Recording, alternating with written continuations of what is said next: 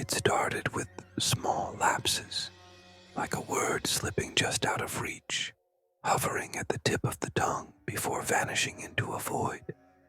The city hummed as it always did, indifferent to the unnoticed losses, its people caught up in their daily rituals.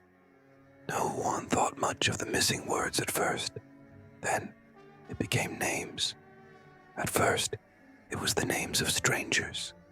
A co-worker at the office, a barista at the corner cafe, the old man who sat on the park bench every morning. Their names became mist, dissolving from memory the moment they were spoken. Conversations faltered, introductions turned awkward. People would fumble, their brows furrowed in frustration, and then laugh it off, blaming stress, lack of sleep, distraction. But soon, the laughter stopped. Friends hesitated before calling out to one another. Families grew tense, trying to remember the names of distant relatives.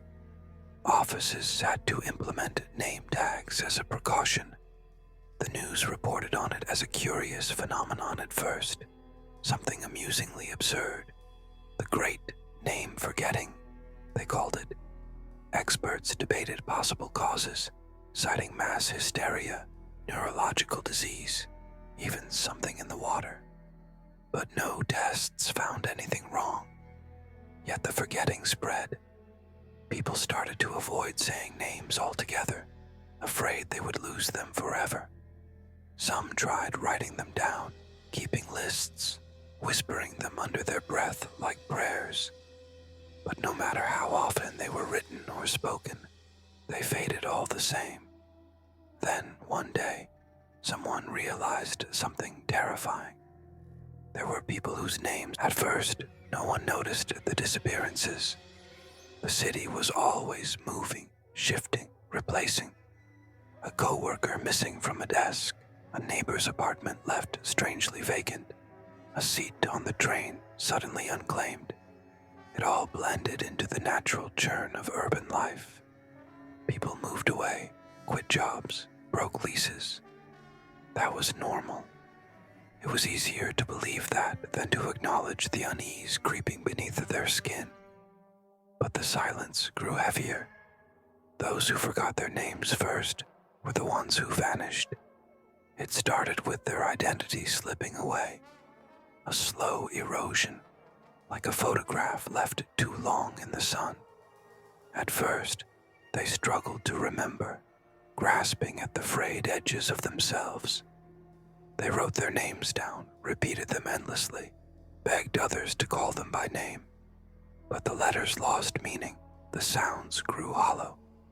They could stare at the ink on the paper, but it would not stay in their minds. Soon, even those around them faltered, unable to recall. The ones who had forgotten completely became shadows of themselves. They wandered the streets, lost and mute, eyes hollow with something beyond despair. People would glance at them, frown as if something was amiss, but fail to place why. And then, one by one, they simply ceased to be. There was no fanfare, no violence, no screams. They simply slipped away, their homes emptied overnight, their belongings left behind but devoid of any trace of ownership. Photographs, identification, anything that should have tied them to a past had become meaningless objects. Those who once loved them struggled to remember they had ever existed at all. Panic set in. The city felt colder, lonelier. Conversations became careful. Words weighed before they were spoken. No one dared to say a name aloud. People carved them into their skin, marked them on their walls, whispered them in the dark, desperate to hold on. But nothing worked. The forgetting spread like a sickness. Those who tried the hardest to remember seemed to be the first to lose themselves. The authorities did nothing. Who could they search for when no one could name the missing? Who could they arrest when there was no crime? No records were erased. No evidence of tampering was found. The victims had never been there to begin with, or so it seemed. Then, one evening, a man sat alone in his apartment, heart pounding in his chest. He had watched colleagues disappear, then friends, then even the barista who had made his coffee every morning. Now, something gnawed at his mind, cold and insistent.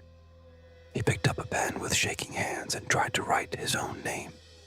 His fingers hesitated over the page.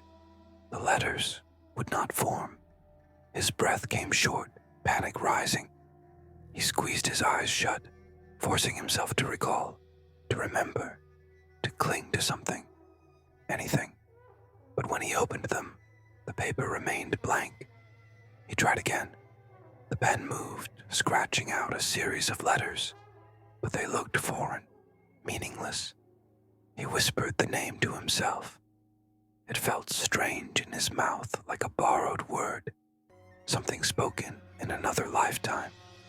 He grabbed his phone, scrolled through contacts, desperate for something familiar. But his name was missing there too. A creeping realization settled over him. The people who had disappeared, this was how it started. The first crack in the foundation of self. He ran to his bathroom mirror, gripping the edges of the sink, staring at his reflection. His face was still there. His body was still solid. But something was wrong. His name should be right there, at the front of his mind, as easy as breathing. And yet, it was slipping, peeling away like old paint, flaking into nothingness. He turned, desperate to call someone, anyone who could remind him. But who would he call? He scrolled through his contacts again. The names there were growing unfamiliar. Strangers, all of them. How many of these people had he once known?